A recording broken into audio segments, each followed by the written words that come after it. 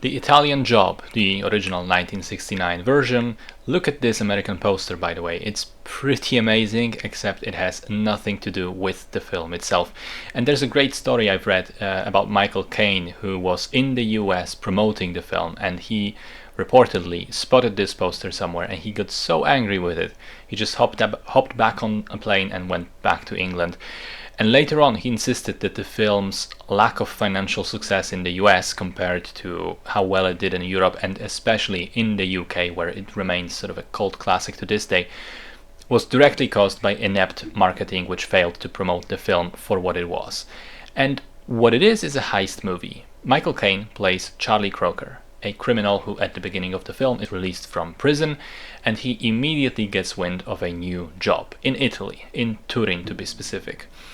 The job involves hacking the city's sophisticated computerized traffic control system, causing a giant traffic jam across the entire city, which will then allow the crew of characters to rob a convoy transporting $4 million in Chinese gold and escape using minis as their small and agile getaway cars.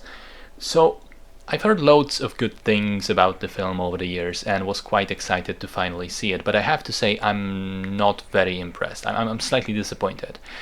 I do think it's okay, don't get me wrong, but I don't think it's nearly as great as some people would paint it to be.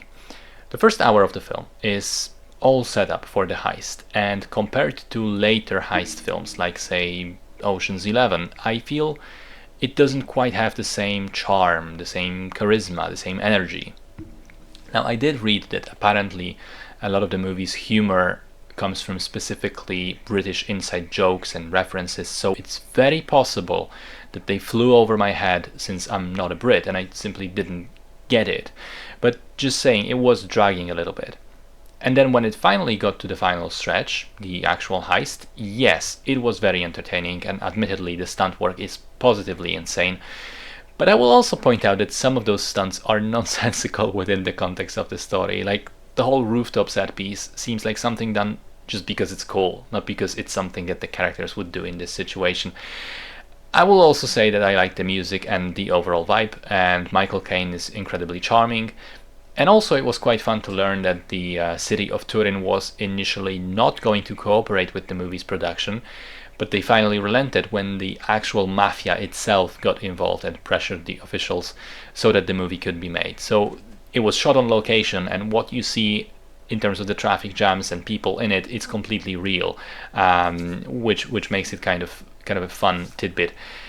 And so in general, it's not like I didn't enjoy the movie. I did, but just not as much as I hoped to, as I expected to. I think the legend surrounding the film is bigger than the film itself, which I found to be just fine.